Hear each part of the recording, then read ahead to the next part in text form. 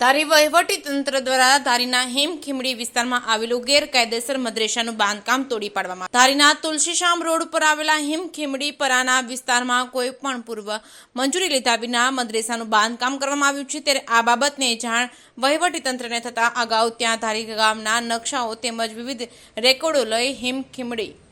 પરા વિસ્તારમાં આવેલા મદ્રેસાની તપાસ કરવામાં આવી હતી, પરંતુ આ મદ્રેસામાં કોઈ દસ્તાવેજ પુરાવા મળેલ ન હતા, જેથી આજે તારીખ 13/5/2000ના રોજ વહેલી સવારથી વહીવટીતંત્રના તમામ સ્ટાફ સાથે રાખી વહેલી સવારના રોજ વહીવટીતંત્ર મદ્રેસા દ્વારા ડિમોલેશનની કામગીરી હાથ ધરવામાં આવી હતી। આ કામગીરીમાં વહીવટીતંત્રના પ્રાંત અધિકારી, ધારી મામલતદાર, TDO, PWD વિભાગ, PGVCL વિભાગ, તમામ ટીમ તેમજ વહીવટીતંત્રના તમામ અધિકારીઓ સાથે રાખી કામગીરી હાથ ધરવામાં આવી હતી। અંદાજે કલાક ચાલેલી આ ડિમોલેશનની કામગીરી પૂર્ણ કરવામાં આવી હતી। મદ્રેસાની બિલ્ડિંગને દૂર કરી સરકારી જમીન ખુલ્લી કરવામાં આવી હતી। ત્યારે કામગીરીમાં ધારી પોલીસ વિભાગ દ્વારા પૂરતો બંદોબસ્ત ઉડાડવામાં આવ્યો હતો। ડીવાયએસપી જેવી ગઢવી, PI દેસાઈ સહિતનો સ્ટાફ આ કામગીરીમાં જોડાયો હતો। આજ રોજ ધારીના હેમખીમડી વિસ્તારની અંદર એક તારીખ 1/5/2025ના રોજ શંકાસ્પદ હિલચાલ ધરાવતા મૌલાના એક મદ્રેસાની અંદરથી પોલીસ દ્વારા અટકાયત કરવામાં આવેલી હતી। એમના અનુસંધાને પોલીસના રિપોર્ટના અનુસંધાને રેવન્યુ વિભાગને રિપોર્ટ કરતા મકાનનું ટાઇટલને ચકાસતા એમાંથી આ મકાન જે છે એ 100 ચોરસ વારના મફત પ્લોટમાં જે તે વખતે કોઈ ગરીબ લાભાર્થીઓને ફાળવેલું મકાન જાણવા મળી આવે, જે અંતર્ગત આ મકાન લેન્ડ કમિટી દ્વારા જે તે લાભાર્થીને ફાળવેલું હતું અને આ લાભાર્થી દ્વારા આ મદ્રેસા માટે આ જે જમીન છે એ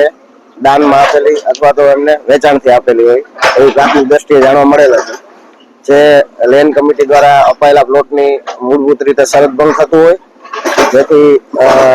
લેન્ડ કમિટી દ્વારા આ પ્લોટ છે એ સરકાર શ્રી હસ્તગત કરી અને મફત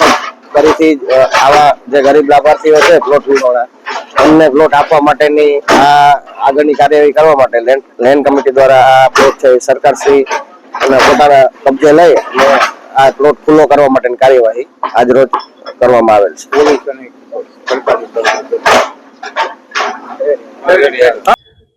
ધારી પોલીસ સ્ટેશનમાં હેમખીમડી વિસ્તાર આવેલો છે, ત્યાં દિને મોહમ્મદી કરીને એક મદ્રેસા છે। SDM અને મામલતદાર ધારી ના ઇન્વેસ્ટિગેશનમાં કંઈ નીકળ્યું છે કે આ મદ્રેસા જે છે એનું કન્સ્ટ્રક્શન ગેરકાયદેસર છે અને એ બાબતે રેવન્યુમાં આખો કેસ ચલાવવામાં આવ્યો, આધાર પુરાવા માગવામાં આવ્યા અને આ મદ્રેસા બનાવનાર અને સંચાલન કરનાર કોઈની પાસે કાયદેસરતા પોતાને કાયદેસરનું આ બાંધકામ અને જગ્યા હોવાનો આધાર પુરાવો ન મળ્યો, જેથી એનો ઓર્ડર થતા આજરોજ એ ગેરકાયદેસર બિલ્ડિંગ બનેલી મદ્રેસા દિને મોહમ્મદી હતી જે ચલાવતા હતા અને ચાલતી હતી એને તોડવાનો એક આદેશ થયેલો અને આજે એને ડિમોલેશનનું કામ આ જગ્યાએ ચાલુ છે। આ બંદોબસ્તમાં 2 ડીવાયએસપી, 3 PI અને જરૂરિયાત મુજબની તમામ પોલીસ રાયોટ સિસ્ટમને કંટ્રોલ કરવાની જે પેટર્ન છે એ અને બોડી વોર્ન કેમેરા, હેલ્મેટ, લાઠી, જેકેટ, તમામ પ્રકાર tear gas, cell, gas gun તમામ સાથે અને કોઈ જો માથાકૂટ કરે તો એને અટકાવવા માટે અને એની સામે પગલાં લેવા માટે પ્રિઝન વાન પણ મંગાવવામાં આવી છે, ઇનફ સ્ટાફ છે અને આ બંદોબસ્ત માટેનું જિલ્લા પોલીસ અધિક્ષક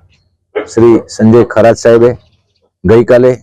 એઝ એ ડીવાયએસપી, હું અત્યારે આસિસ્ટન્ટ એડિશનલ SP ધારીના ચાર્જમાં છું, PR રાઠોડ, અમારી સાથે પણ માર્ગદર્શન બાબતે ડિટેલમાં ચર્ચા કરવામાં આવેલી, સૂચનાઓ આપવામાં આવેલી, શું ધ્યાન રાખવાનું છે, બંદોબસ્ત કેવી રીતે રાખવાનો છે,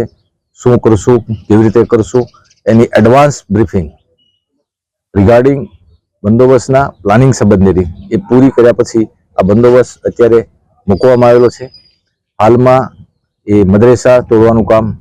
સારી રીતે ચાલે છે, કોઈ પણ પ્રકારનો વિક્ષેપ નથી અને જો વિક્ષેપ થાય અને કોઈ કરે તો એ બાબતે કાયદા અન્વયે જે અધિકારો પોલીસ તરીકે ઓન એક્ટિવ ડ્યુટી જે પ્રાપ્ત થયેલા છે એ મુજબ કાર્યવાહી 100% કરવામાં આવશે, પણ અત્યાર સુધી કોઈ આ બાબતે પ્રશ્ન નથી અને બિલકુલ શાંતિ છે અને ડિમોલિશનનું કામ સારી રીતે ચાલુ છે.